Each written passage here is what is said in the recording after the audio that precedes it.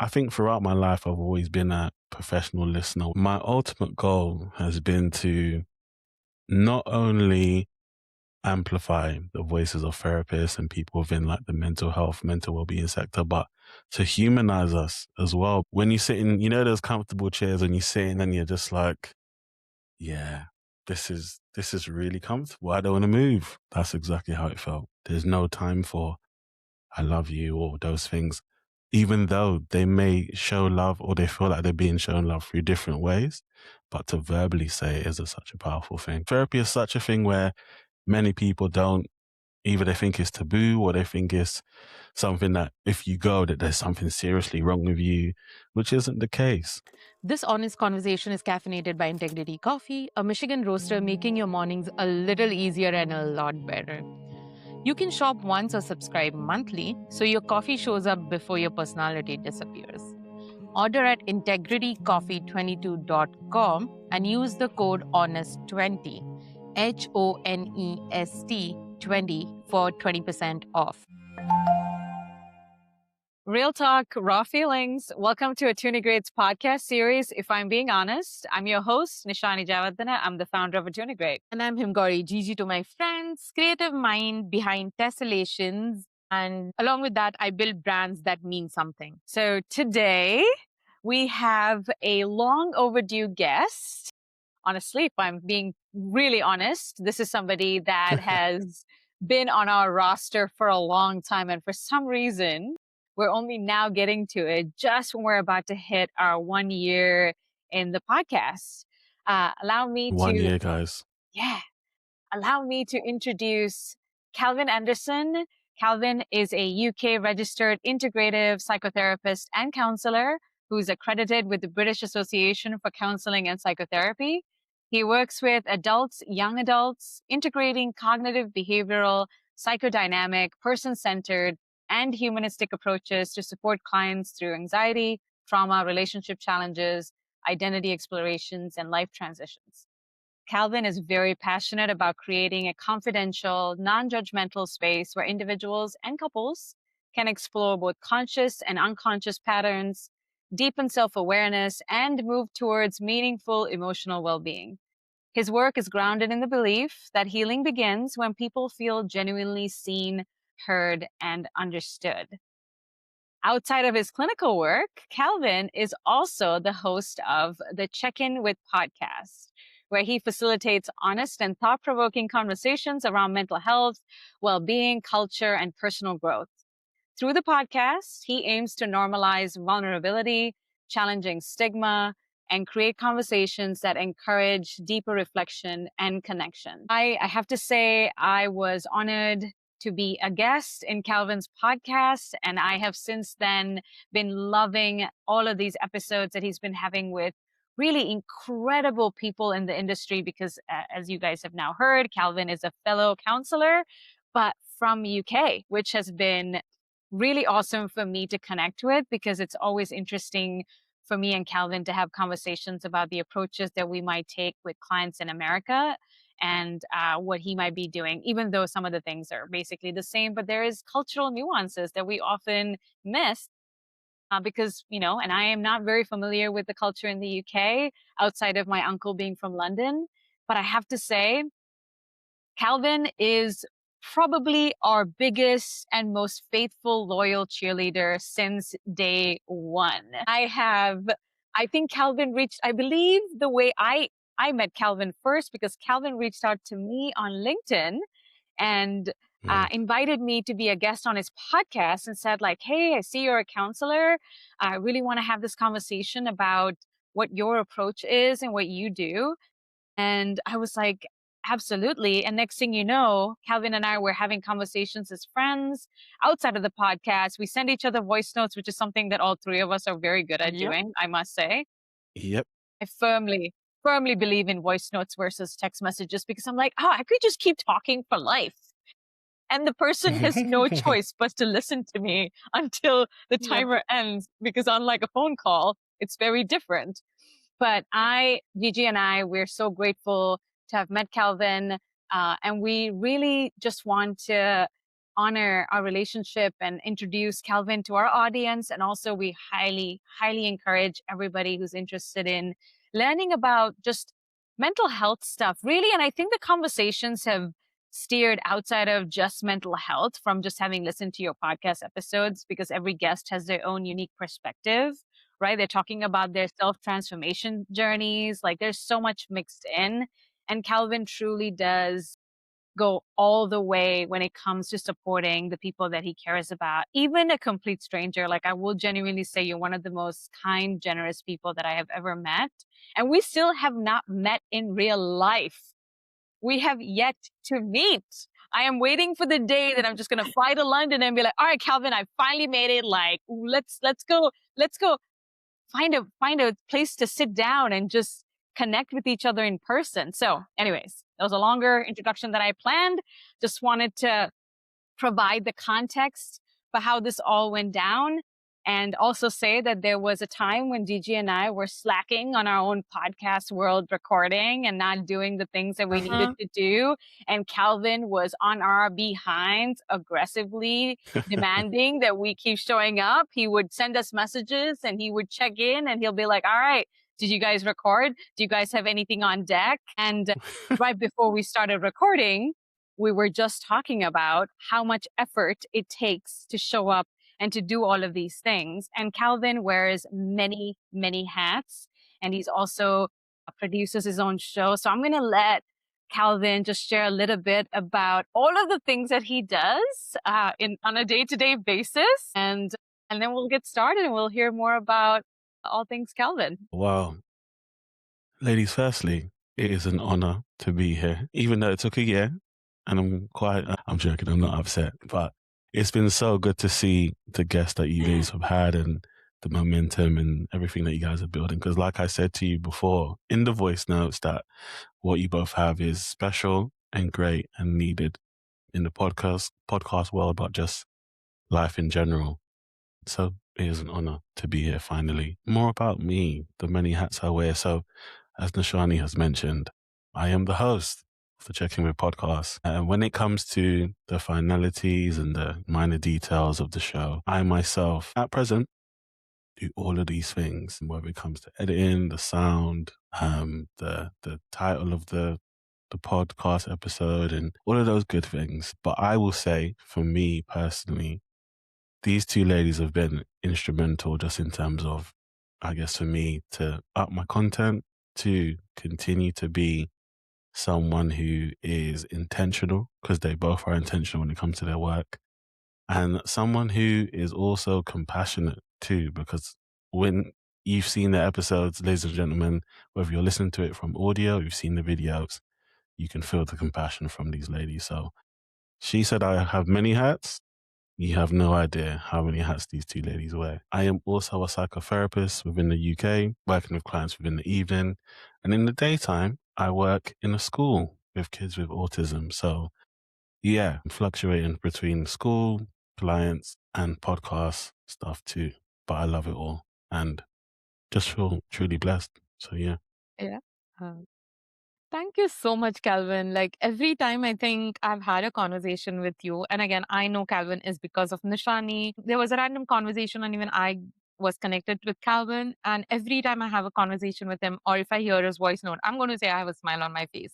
Like, there is some energy, there is something that connects. And like Nishani and I always talk about this, is we are very energy driven people. If we feel somebody is kind of like, draining something out of you, we very politely would be like, hey, thank you so much. We love where you're at. But Yeah. I don't think it's helping me right now to grow. And you can exist in your space. Let me be in my space. But like, that doesn't happen with you, Calvin. And there are no words to explain where, why, how, the conversations that we have had. And as you said, that we wear multiple hats and the compassion and everything, like, definitely it goes both ways. Like, it needs the person to recognize something, right? Like, even as you said, like, you need to have that within you to recognize in somebody else. So like, it's that entire vibe. And I'm also going to say something I just realized. It feels like I'm having a therapy session literally with they're online right now. I have 2 therapists and yeah, like I feel singled out. Like most of the times there are a lot of designers everywhere and I'm going to say not a lot of therapists, but hey, this is weird. Like, okay, like I have an online therapy session at this point, I'm going to say. And I love it. I love having you guys as my friends. Like it means the world to me. And yeah. Gigi, do you know what's so funny? And I don't think I've ever said this to you. Do you know all this time I've actually thought you was a therapist? This entire time, until you just said that to me just now, I literally thought you was a therapist this whole time. Honestly, I promise you. Honestly, I've had this in my head the entire time. That, I gotta say, that's a compliment for Gigi, because that means you carry yourself with the energy of a therapist, right? Like you are a great listener. I do. You are very helpful. Like Gigi goes above and beyond. And I think that's one of the reasons why we have found each other as friends too. Because I think all three of us, when we go out and we say we're going to show up for our people, we genuinely do everything possible to show up for our people. And that takes a lot of courage. So sometimes I think people take that for granted and don't really know how to appreciate it. And that's why we were saying, like, maybe the three of us have also had to learn, like, to take a step away from those individuals and be like, you know what? Thank you.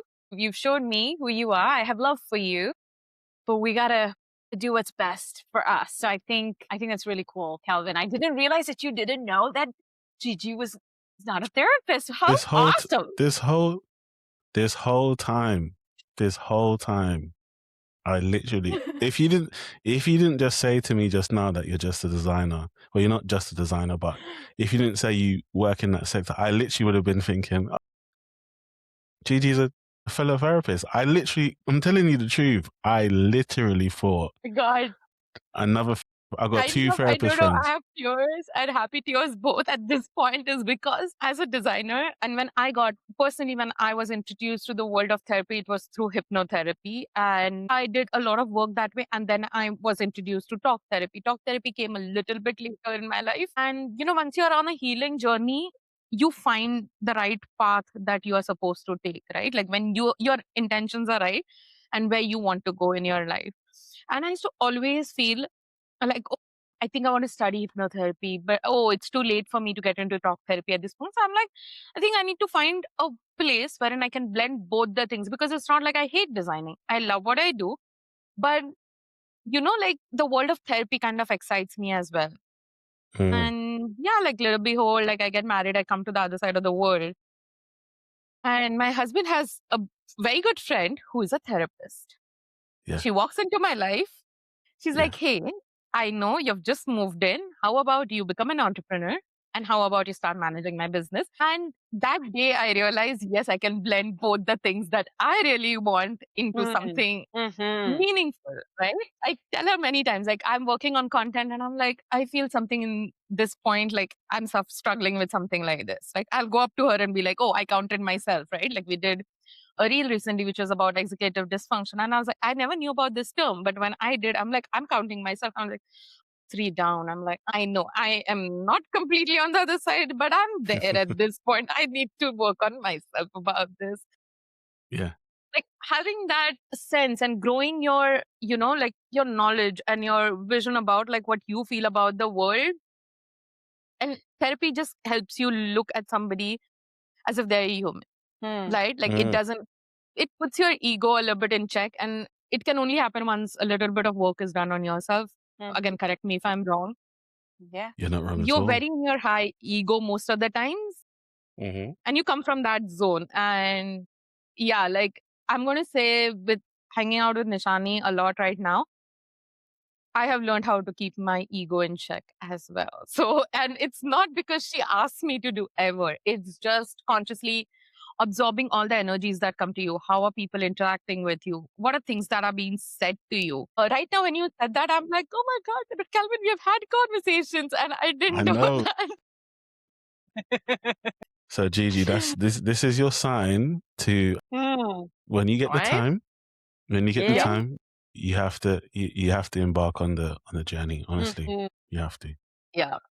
You will be a great it's something that I therapist. really would love to study is hypnotherapy. It's something that Hypnotherapy. I'm really like very like in tune with, and I understand all of the spaces and everything. We had somebody else on our podcast few weeks back. I'm going to say Leora. She did something as family constellations. In all of these sessions, what happens is things come up, but you do need talk therapy to calm your head down. Hmm. And there are some things that happen in your past which you have no control about, so you can go and heal it there. But like always, I've spoken to Nishani also, like you need a good blend of both the worlds for you to understand who you are as a person. And a lot of people are finding it difficult currently is because they just think that they can fix everything. They can go to ChatGPT, they can ask them, they get all of the symptoms. And sure, ChatGPT is going to tell me 10 other things and breathing techniques to deal with it, but they don't give me the human interaction that I have right now. Right? Like, Mm.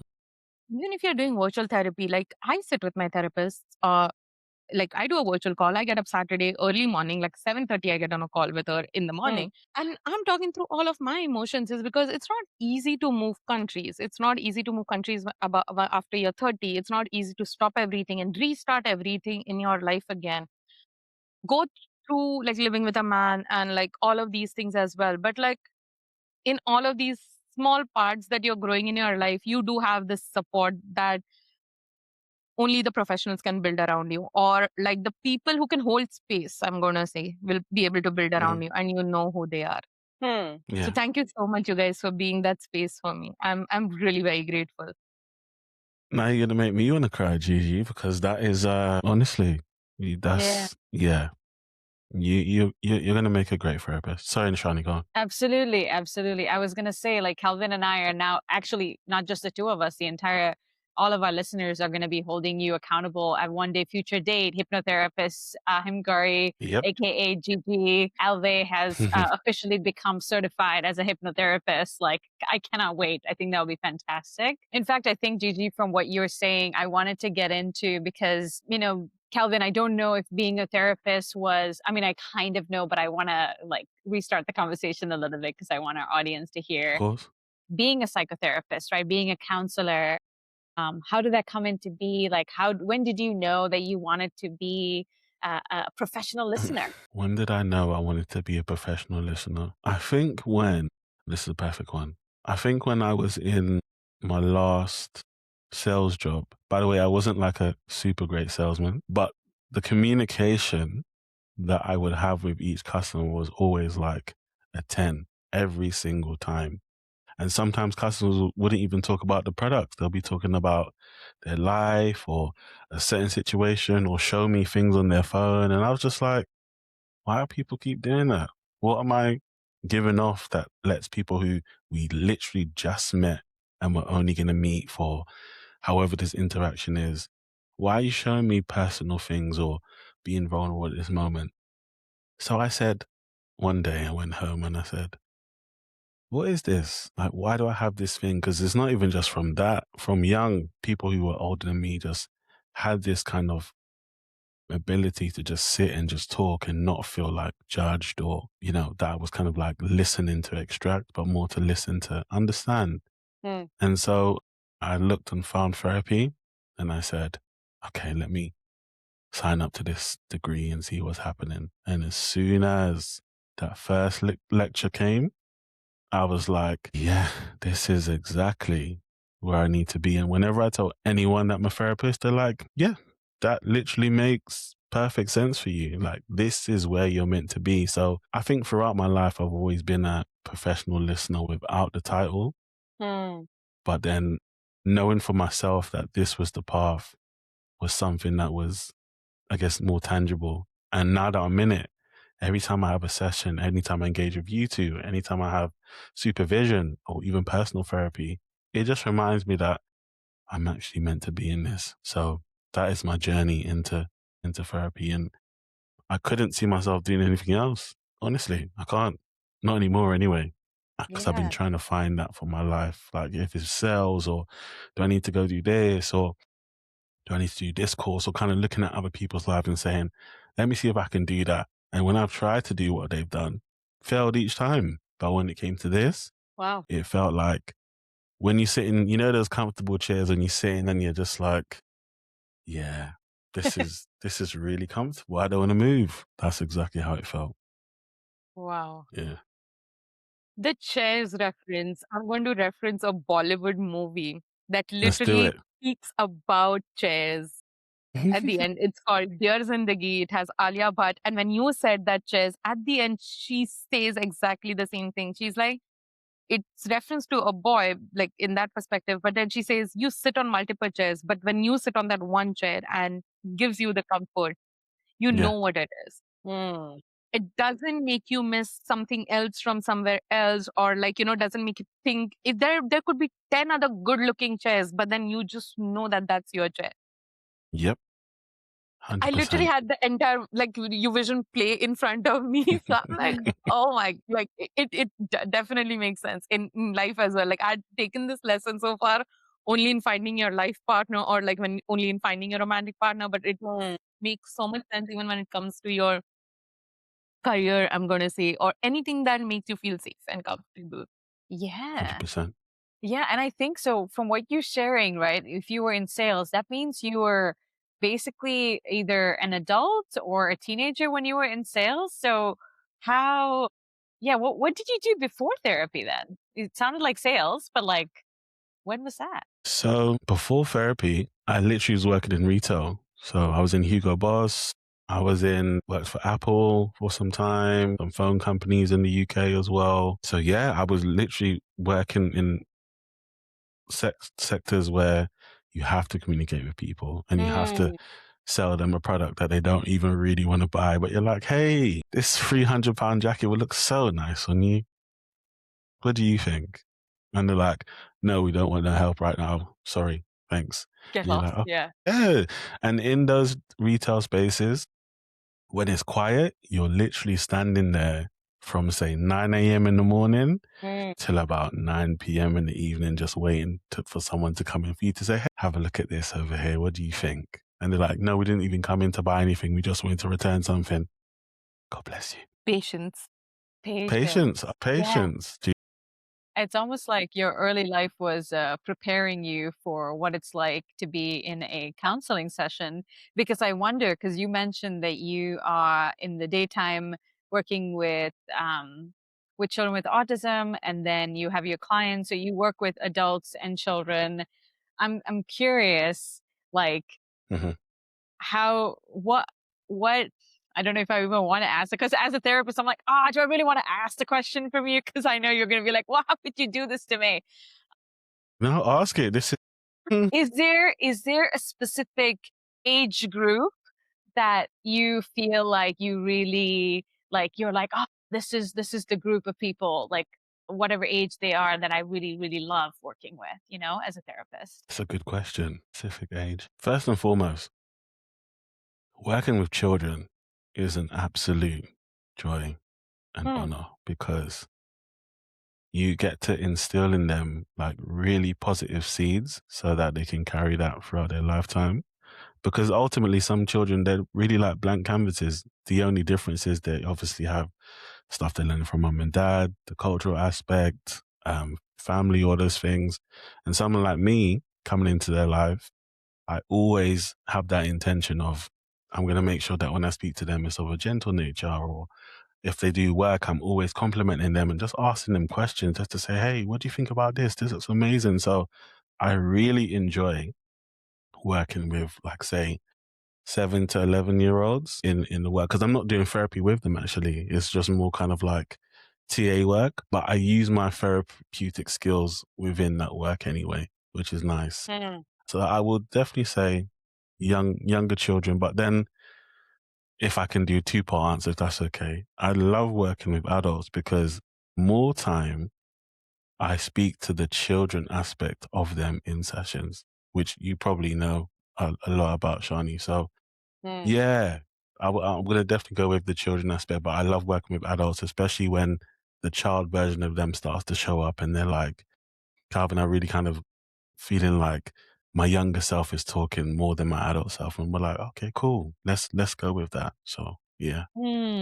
Oh, so technically what I'm hearing is like you prefer to have that the inner child, like even if it's an adult or a child, Definitely. like the energy of the children, and the energy of children is so pure, and it's just it. So pure. And like you said, they're blank canvases, and I think there's something about that. It changes the way you perceive the world, right? It brings For forth. sure. And as adults, we technically, all of us have access to our inner child. But as we know, especially from our therapy work, some people, we've like caged our inner child, right? It's almost out of Yeah. survival, or we've like repressed it and we've shoved our inner child so far down that we cannot tap into that goofy, creative, imaginative self. And it's so restricting. I'll meet adults like that, and I'm like, man, I wish I could just tell them, like, if you just allow that little self to come out and play and let it be free and let it, like, teaching it to trust in the world through you, of course, right? Like, I feel like I'm protecting my inner child. Like, I'm always like, the adult is in front of the inner child, making sure Mm. nothing gets in the way. But I think to witness that in session is really magical. I think as a therapist, I will absolutely agree to see people come through and like their true self shines. And I do believe their true self is tied to that inner child self. So I think that's really cool that you highlighted that, because I absolutely agree. We all have it. Not all of us just, we're not ready to share it with the world, right? It takes time, takes time. Yeah. Definitely takes And time. yeah, and definitely I'm going to say with inner child, like as an adult, like I've seen most of your things come from childhood. Somebody has said something and it stayed. Like it's not a bigger statement, but it just stays with you like for so long that as an adult also you cannot let go of it. Like I grew Hmm. up a little bit on the heavier side, and if I lose weight or if I gain weight, whatever, in my head I'll always be a fat child. I'm Hmm. literally using these words today because that's how everybody around me has constantly said things about me. Hmm.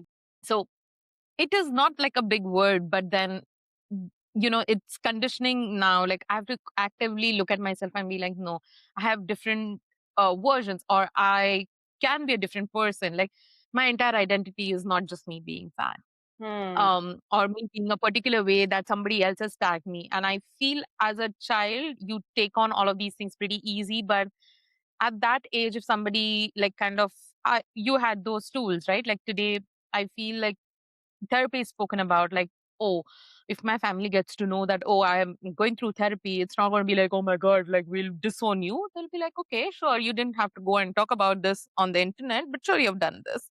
Like that would be the max that they're going to go ahead and say. But yeah, like when we were growing up, this was not a word. Like there were so many terms that were normalized, right? Like I hear from Nishani, like we both had different issues. Like for her, it was more about her being underweight was spoken about like constantly in her life, and for me it was the other way. And I'm like, but we grew up normal, like we still achieved the things that we did. Like you didn't have to put those tags. We are beyond the tags that you look at us and give us.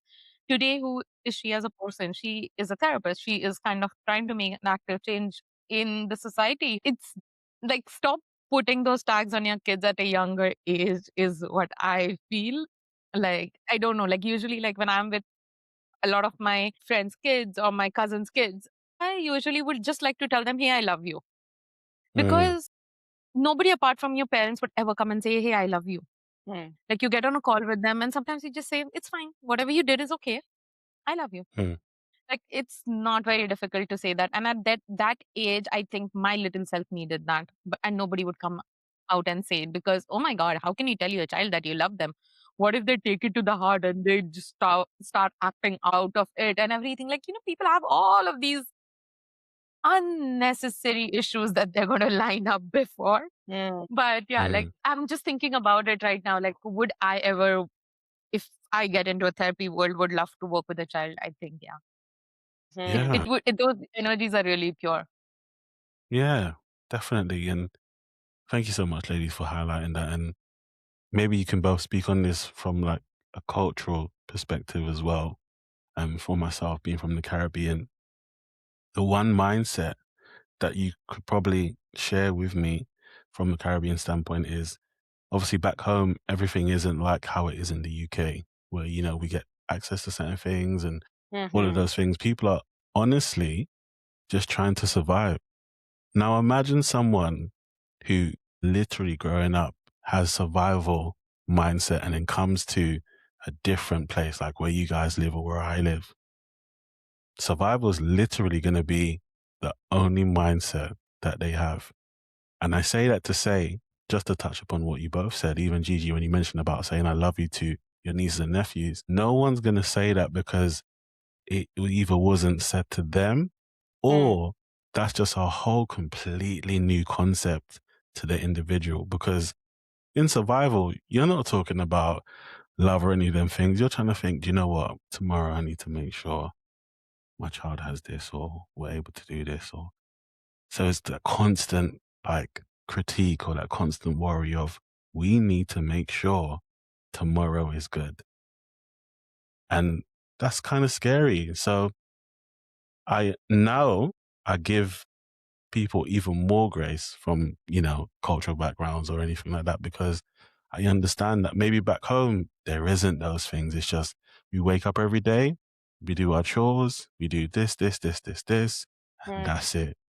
There's no time for I love you or those things, even though they may show love or they feel like they're being shown love through different ways, but to verbally say it is such a powerful thing. Before we get back to our conversation, here's a little local love that I want to share with our community. Today's episode is brewed with heart by Integrity Coffee, where they offer fresh roast, real flavor, and Michigan-made goodness in every cup.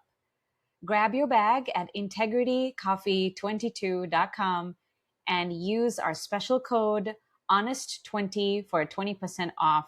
No, it's such a good point, because I think survivalistic and funny enough, I totally forgot about that your background is from the Caribbean. So like I wanted to get into that because were you were you always in the UK, or did you spend some time there? Do you travel back there? Because and I'll let you answer that question after this reflection about being in survival mode, having been Mm, raised in a third world country like Sri Lanka and then transitioning to the US.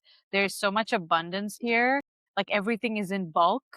And it was kind of jarring. I remember the first time I went into like a Target, and Target is a huge like wholesale kind of store in the US. And that was like the closest thing where I lived on campus.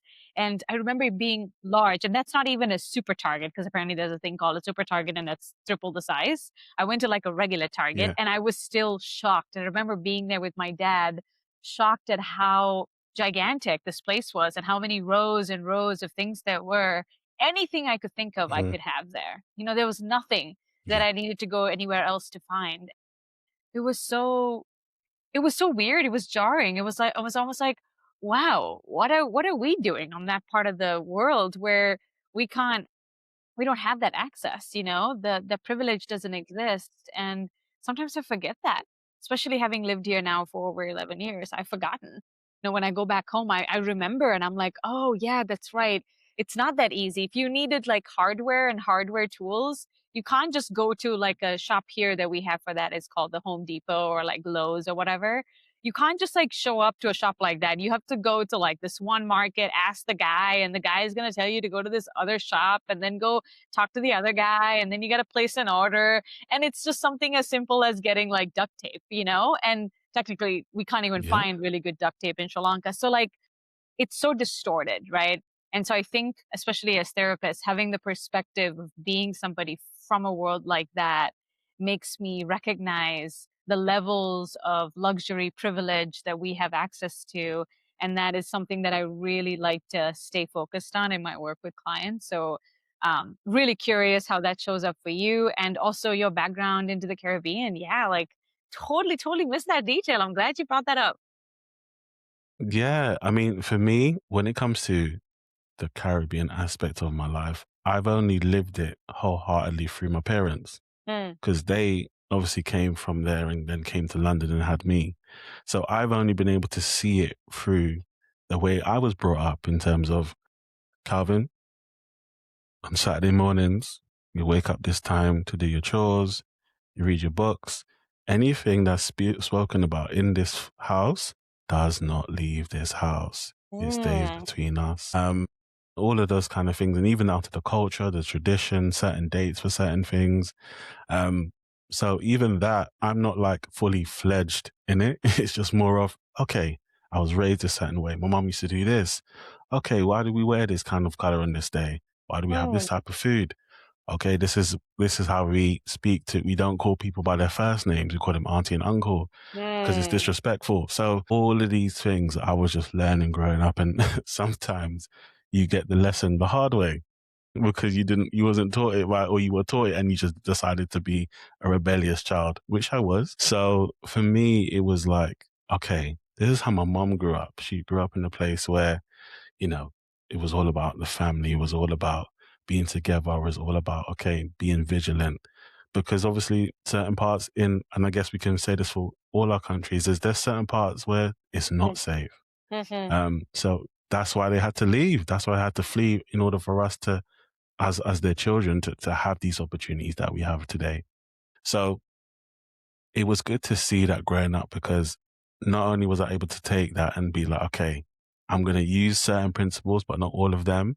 But I also have much more understanding for my mum and how she raised me and how she may have spoken to me in certain ways that I didn't quite get at the time, but there was a Mm-hmm. reason behind it, because her ultimate thing as a mother was, this is my baby and I want to protect him. But maybe I didn't feel like that was what she was doing, just maybe because of the way she said it. But that was just encased in love from her, and that's how she was raised. It's good to even just hearing you both. It was just so good to have that reflection, and even having it now to be like, okay, I fully understand why you raised me that way, and I'm grateful for how I was raised, because now, even like when you mentioned about kind of like being supportive and stuff, I learned that from her.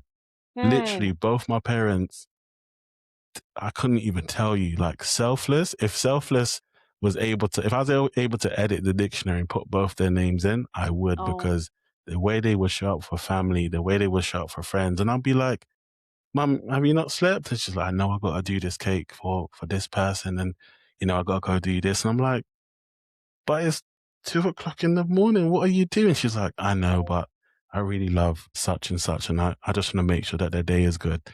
And I was just like, I like that.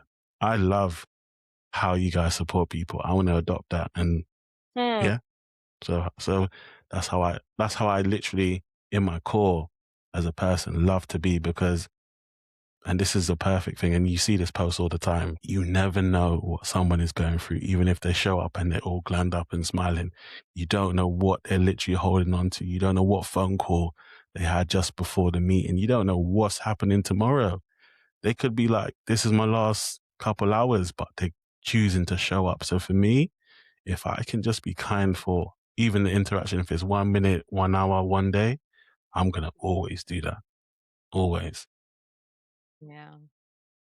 It's funny because, like, you just said something, and we had this entire conversation this morning about being kind to other person. You don't know what their backstory is. You cannot assume somebody's story. And you definitely, if you cannot, you can never completely be in somebody else's shoes Mm. because you've not walked the entire path that they have. You have just seen a brief period of them. Mhm. And I think it's time that we kind of put ourselves, like, that holier than thou attitude that everybody holds. Like, sometimes just let it be, like, just mellow down, interact with somebody with that space of, even I'm here to, like, hold the space for you, and you're safe. Like, it's not very difficult to do so for another individual. Again, I'm learning it's not something that comes easy to us, because the world somehow is kind of telling us to, like, keep competing with somebody. But Mm. Mhm. I feel there is enough space for everybody at the top. Yeah. There are people who are constantly working for their dreams, and everybody can achieve it if you set your mind to it. Yes, your failures or whatever happens on the way in the journey is a different story. But I honestly, like, this is like, you know, people have asked Nishani and me, it's like, why are you like, there are times that we'll write, like, somewhere like, oh, who do you think is your hype person? And like, it's always like she'll write my name and I write her name. And like, we 100% believe in that thing. for me to shine, I don't have to put her down. And for her to shine, she doesn't put me down. It shows a lot of respect when you can hold the space for everybody, right? Today, Yeah. even you host a podcast. I could have easily said, hey, Calvin, I'm not going to help you with whatever you are looking at. But no, Why? your world and the people that are listening to you and your growth is so completely different than what I'm looking for in my life. And that doesn't mean that if I stop you, I'm going to get 10,000 more followers. Like, it's in no way like there is a comparison between that. How about we support the world? Whoever is in front of you, again, like there's another thing, like, you help somebody in their need, you don't know when you're going to get in return and how you're going to get in return, like when you need it the most. Like, be gentle, be kind.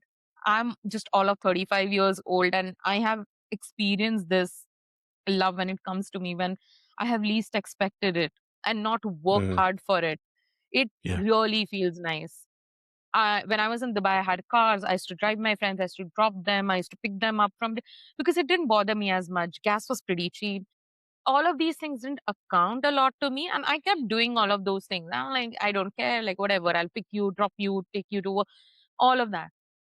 As soon as I moved here, me and my husband, we share our car and things completely changed. And then Nishani and Rachel's our other friend, like they would just show up randomly from other corner of, like, where we live, just to pick me up and take me back to the same place. And I'm like, no, you guys don't have to do that. And they're like, we're completely okay doing that. And for me, I was like, God is never going to, or the universe is never going to show you love from the same person that you have kind of helped.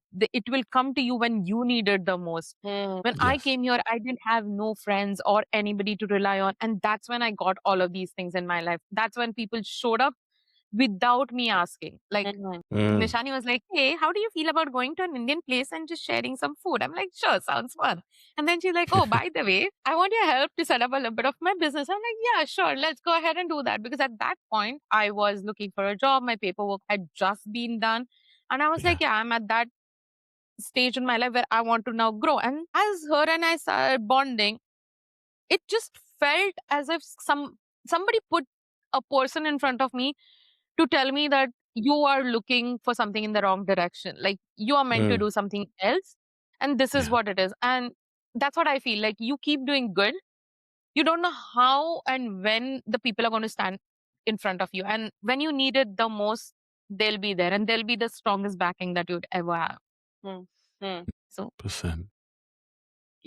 Calvin, when you talked about your mom and dad, and I've heard this before from you, where you shared like your mom and dad was such selfless, like giving people, and um, you really held on to that. You really hold on to that value that they shared with you, not by telling you what to do, right? It's almost like they walked the walk every single day of their lives. They showed it to you, and they didn't have to tell you how to share love with the world. They just did it by just existing and being loving and kind to the people around them, right? And I think part of our goal, right, as therapists today, as Gigi was mentioning earlier, we go to a networking event on Thursday mornings, some Thursdays, and we met earlier this morning for coffee, and we were talking, and there was there's a gentleman there. He's much older.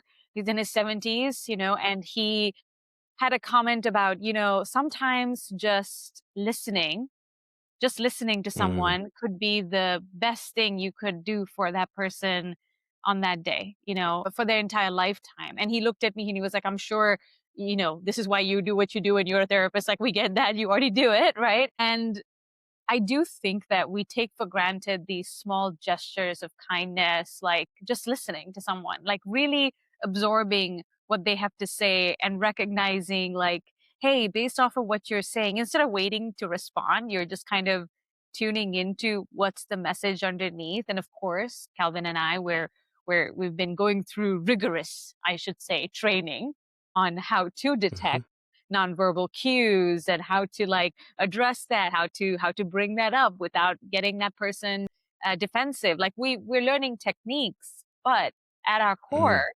right, we still have to have an openness and willingness to want to hold space for somebody.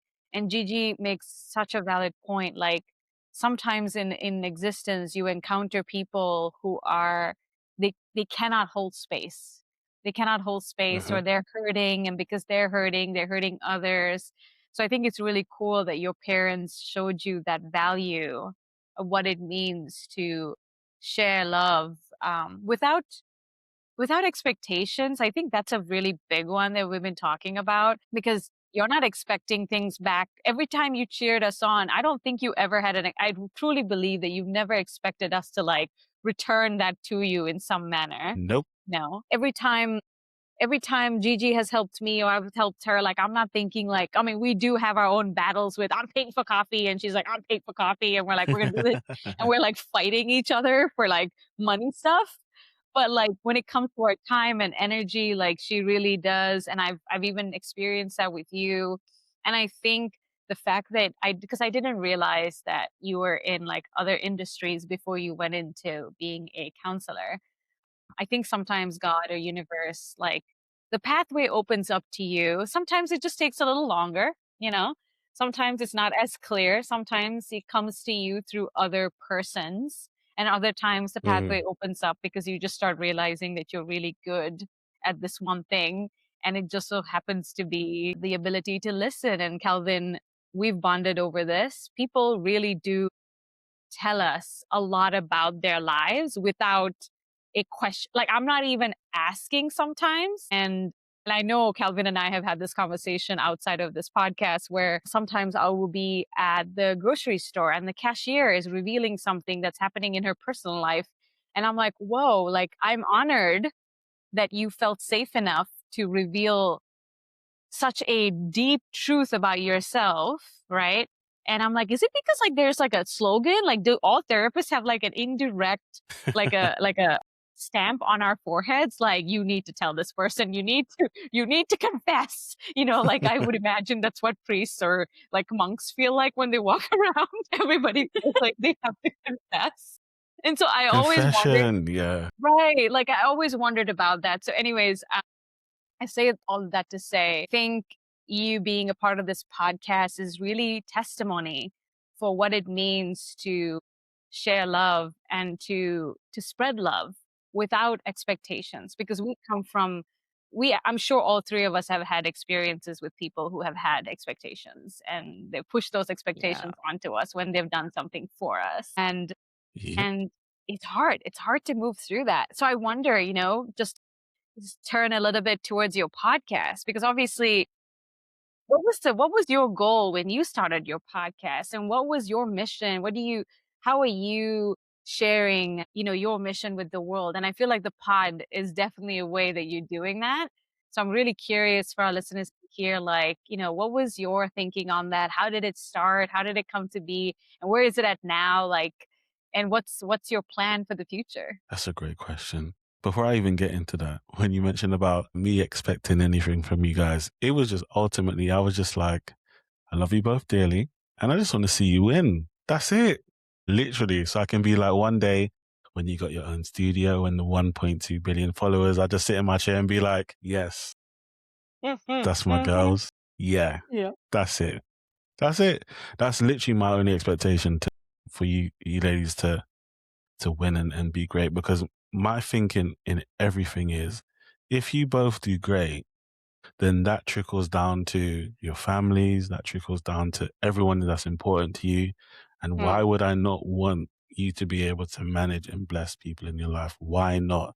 Because you both are blessings anyway. So for me, I'm just like, if they win, everyone's good. And I know how much you love the people in your life. So my ultimate thing is, yeah, I want them to be great. They're great already. But when the world understands that, and it obviously goes into a place where you're able to do more amazing things, that's it. I can just continually smile and be like, oh yeah, I hear someone on the train saying, yeah, have you heard this podcast with these two ladies? I'll be like, those are literally my two favorite people in the world. Have you subscribed? Yeah, make sure you do that.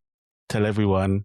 God bless you. But back to your question, what made me want to start the podcast? Ultimately, I always felt as therapists, or just kind of coming into the field, that it was a very lonely place, or it felt lonely to me starting out. It felt very like everyone's in their like their own kind of like sectors.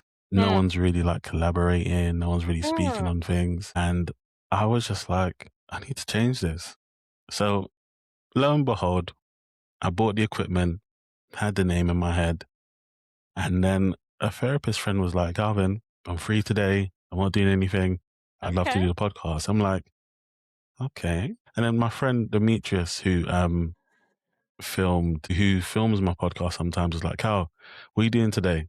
I said, I'm not doing anything. I was like, oh, my therapist friend wants to record the podcast, but I don't know. And he was like, you got the equipment, right? I'm like, yeah. He's like, you got the space, right? I'm like, yeah. He's like, all right, what time?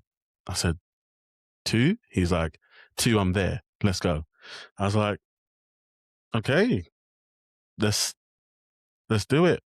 And then as the pod has gone on, my ultimate goal has been to not only amplify the voices of therapists and people within like the mental health, mental well-being sector, but to humanize us as well, because whenever someone talks about a therapist or therapy, they have this notion of like how the TV shows portray us, like someone with the big glasses on and like the huge notebook with the pen and everything, and just taking notes and saying, how does that make you feel?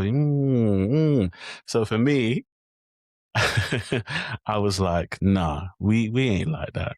There's some therapists that we're gonna wear our shorts and we're gonna wear our rock band t-shirts in the therapy with a cap on, and you're gonna be like, is this really my therapist? But the work you're gonna get is gonna be phenomenal. So I just wanted to do that with the pod and just highlight all of those things, and obviously people within leadership, creativity, and education, but always round it up to therapy, because I'd love to hear what people think. And because therapy is such a thing where many people don't, either they think it's taboo or they think it's something that if you go that there's something seriously wrong with you, which isn't the case. So yeah, that was or still is my ultimate goal for the pod, just to continue to chip away at that stigma, and people be like, do you know what? It's actually healthy to go to therapy. I may not go for it for a long time. I may have like a season of it, but the fact that I went to it, I learned some things. I'm able to apply those things, and I know myself better than I could ever, have hoped for. In terms of the future, which is a great question as well, is I want to be able to travel with the podcast to all the different places in the world and continue to interview therapists and all the people who are within our field and beyond, and just get more perspective. Why did you start going therapy? What about this field do you love? What about, being able to have clients or be a clinician or supervision or whatever sector you, I guess, occupy? Why did you want to go in there, and just shine some light on it for people to be like, okay, so this is what this modality is, and okay, not all therapists are the same. Okay, this therapist looks like me. Okay, she speaks my language. I can go to therapy now because I was afraid that my accent wasn't, good for them to understand, and all of those things. Because people always say my English isn't good, and I'm like, English is fine. It's fine. People are really, and that's something I wanted to highlight. Like, there are people who are really hung up on, because they don't have English as their first language and they're learning, they really, really are hung up on certain things. Like, am I talking properly? Are they going to understand?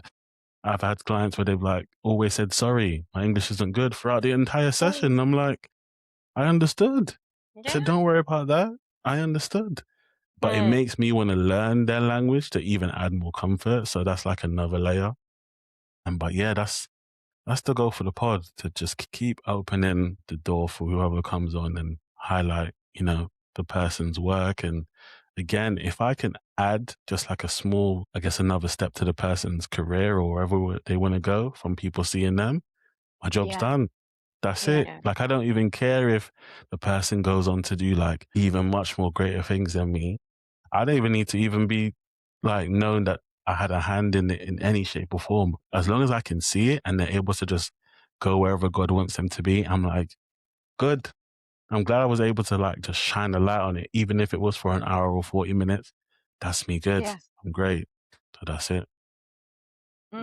It's really great what you do, Calvin. And you said something about like people, the way they get hung up with language as a barrier. When I found myself at the age of 33, when I had to move to the other side of the world, where again, like I studied British English and I landed in America after that. So a little the way you kind of have conversations here, I'm going to say it's a little different. And you don't come with the space of like trying to offend somebody, but like, yes, I find myself taking a pause before I Mm. respond, Yeah. before I respond to somebody.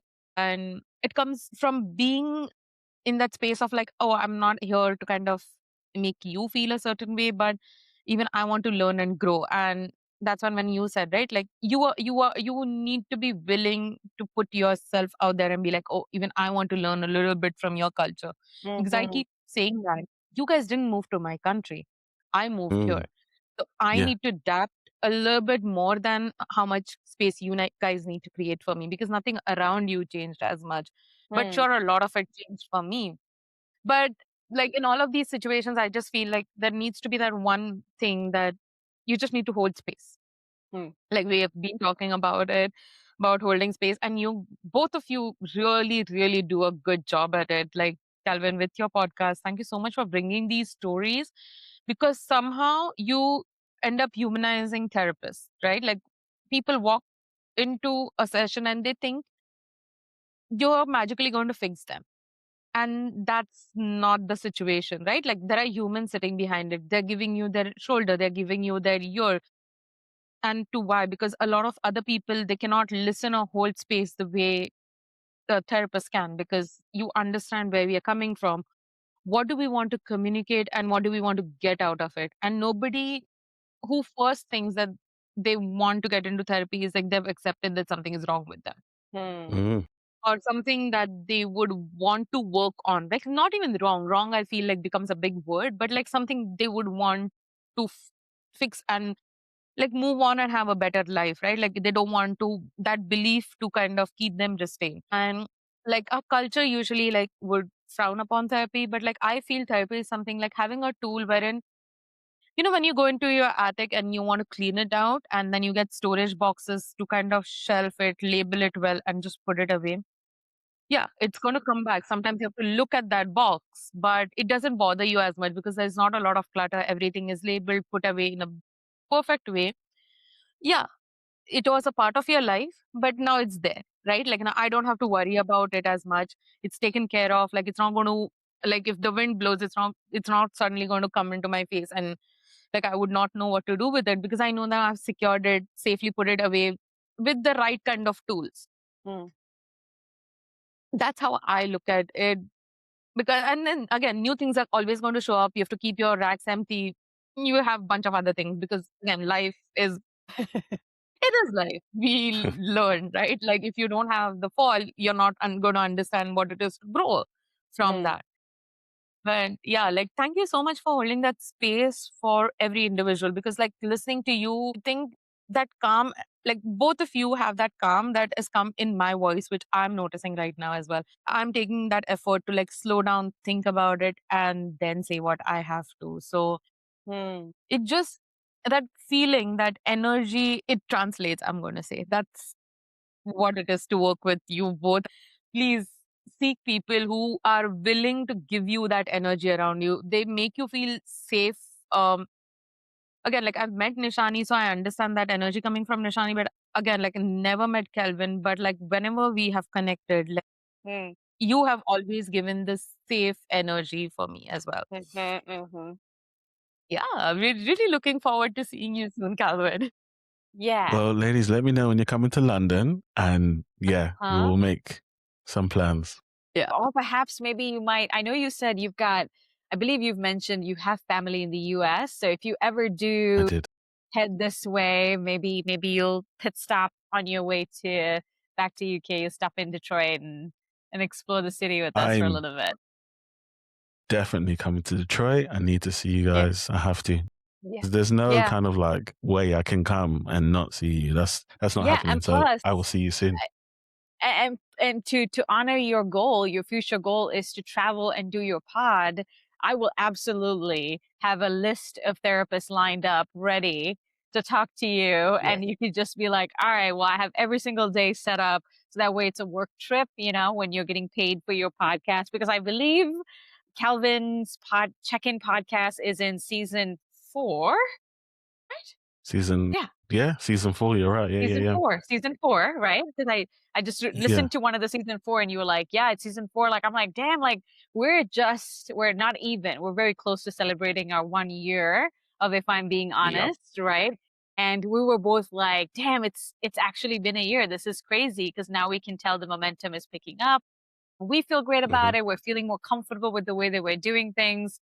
And like, it takes some time to pick up that momentum, and I think, Calvin, you've been through that in your own life. And there was a time during the winter, I would talk to Calvin, and Calvin's like, yeah, I got a pod record today. I have 3 pod records tomorrow. And I'm like, do you sleep?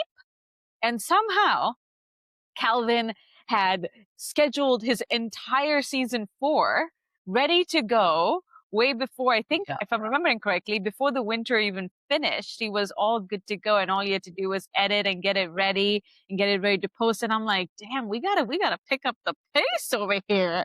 I'm like, I can get a little competitive, so it's almost like we're pushing each other.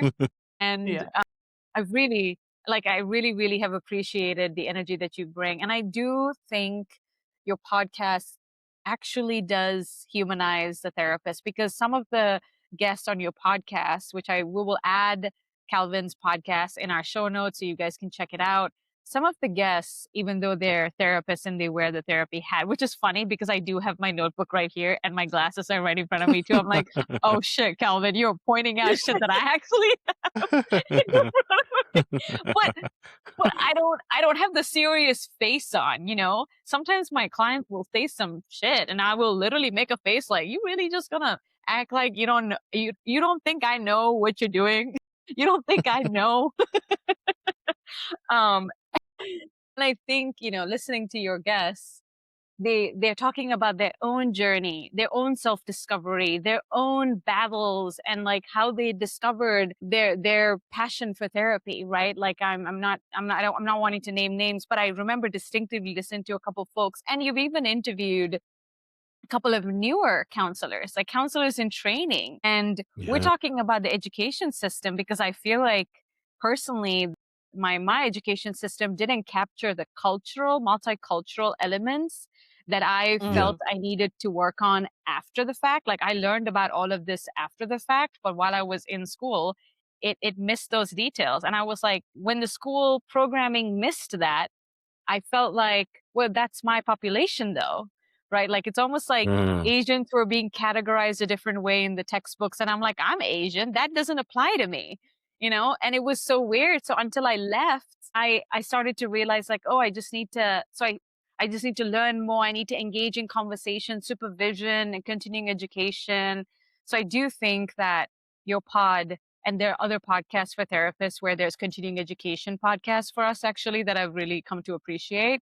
And so I think some of these avenues allow us to have these open dialogues and to allow us to share like, yo, we have our own life experiences that we're going through. And yes, when I'm in session, my focus is my client. Always they come first. Yeah. But that doesn't 100%. mean my life isn't like there isn't things happening in the background. For instance, I was in a session and I heard, because I'm on the 2nd floor and we're in a renovation home and we have a 3rd floor. I heard a raccoon running around in session. And I know it's a raccoon because I've encountered the raccoon. I've made eye contact with the raccoon and we're still trying to catch the thing. It's a whole side quest. But I heard it and I was like trying not to panic while my client is knee deep in a conversation. I'm like, you know what? It's fine. Let the raccoon come. Let the raccoon live in the house. It's the raccoon's world now. I'm just going to let it be. And I was like, I just got to let it go because the client comes first. But like, I think this is so valuable that you create that space. I think it's really cool that you bring the energy of being, your heart is so expansive, Calvin. Like when I imagine how I would describe you to people, I feel like you keep expanding your capacity to show people love, to show up for people. And I hope everybody in your life sees that and treasures that and honors it, because it is absolutely, I cannot put a price tag or a definition on it, because it is different.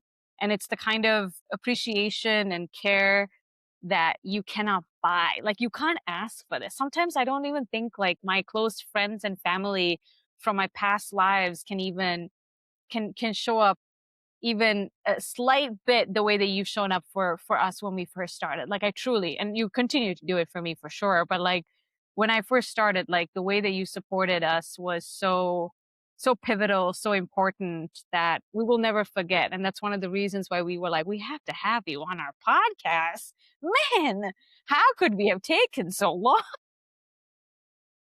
The thing is where's the tissues? I need the tissues. But no, ladies, honestly, it's well, firstly, Gigi, you're going to be an amazing therapist. I'm going to say that for one. Nishani, you're already a great therapist, and I'm obviously not going to say particularly what you done, but I hope you can remember there was a time we was meant to have a conversation, and you couldn't have a conversation with me because you had a client in need. That's all I'm going to say. If you can remember what I'm talking about, there was something you did where I was like, this person went above and beyond outside of the session room, and from then, I was like, yeah, that resonates with me the most. Thank you so much for the kind words. I mean, it's all I really know. I couldn't be any other way. And I guess you can both even attest to this. To be like someone who's, let's not say evil, but I'll just say evil just for this context, it's actually way too easy. It's easy to be horrible. Like, you could say one thing and that could just shatter someone's whole world right there and then. So if that's the case, why not say things that are going to build someone up, even if they don't believe it in the very moment, but they can carry it home and hold on to it. And then one day say, do you know what? That person said that I'm going to be this or I'm this way. I actually believe it now. Like, I actually wholeheartedly believe I can be this great person, and I'm becoming that person. So I think that's from observation of seeing people be hurt by people, or words by words or actions. And I'm just like, I don't even like the way that feels. I don't even like the way it looks. It doesn't even look good. It doesn't even feel good.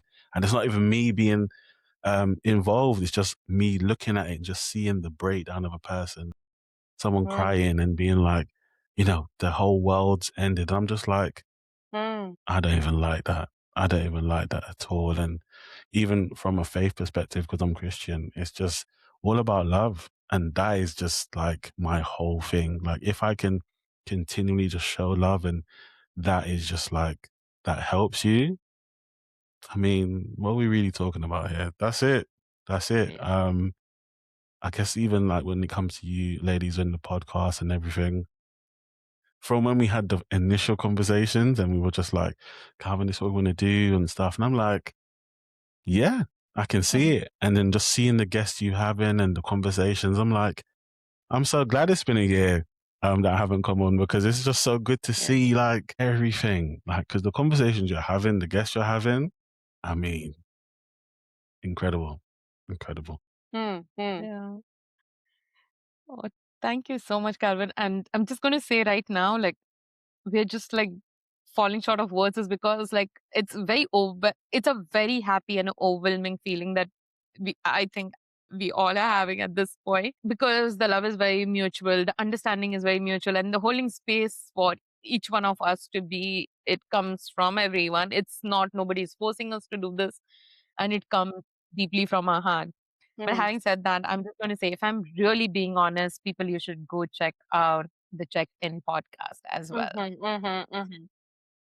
Definitely, definitely. It is just all I'm going to add is, everywhere you in the world of AI, you still need human connections.